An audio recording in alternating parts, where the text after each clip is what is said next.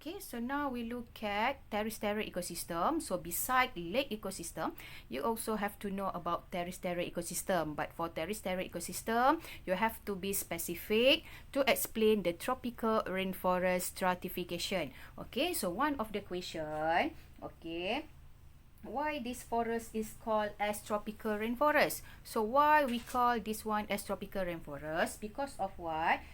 It is located at the tropical region, and also it will receive large amount of rain and also high humidity. Okay, so you have to remember why we call this as tropical rainforest. Why we call this forest as tropical rainforest? Because of what? It is located at the tropical region. It will receive large amount of rain.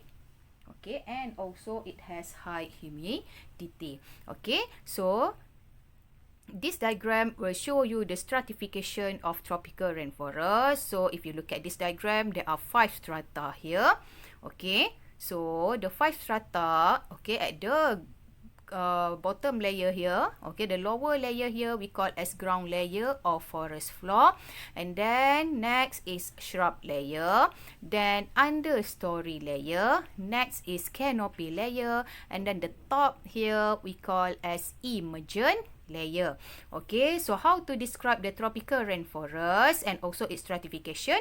You can describe based on, okay, the strata. So you have to name of the strata involved, and then what are the characteristic on each strata.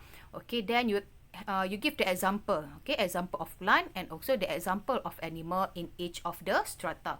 Okay, so we start with the top layer of the stratification of tropical rainforest. So the top layer is emergent layer.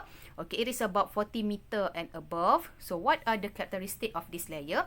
It contains small number of very large tree called emergent.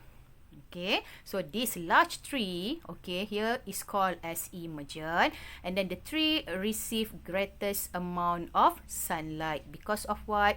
It is located at the top layer, okay, of the tropical rainforest. So the example of plant of emergent layer is tualang tree, okay, and then the example of animal are large birds and also eagle. Okay, so now we look at the canopy layer. So canopy layer is here. Okay, so it is about 30 to 35 meter.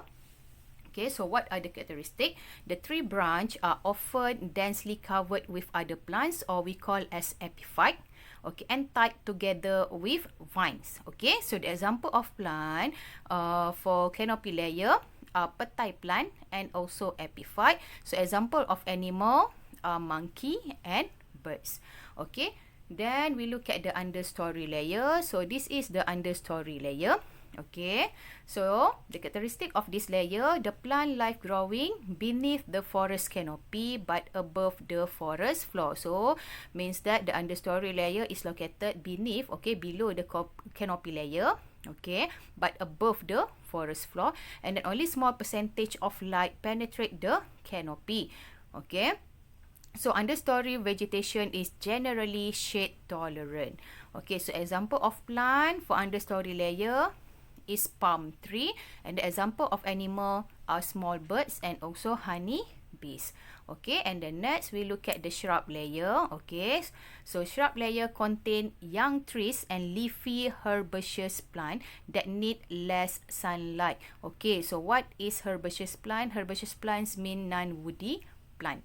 Okay, so example of plant in shrub layer is fern. Okay, and the example of animals are reptiles and ants. Okay, and then the last one, the other one, the lower layer of the tropical rainforest. So this one we call as ground layer or forest floor.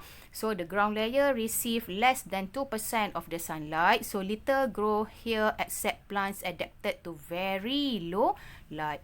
Okay, so example of plant in the ground layer of forest floor is bryophytes. Example of animal, okay, large number of decomposers and also millipedes. Okay, so means that you have to know the stratification of the tropical rainforest, and you have to know how to label each stratification, and you have to explain the characteristic and also the example of plant and example of animal in each of the stratification. Okay.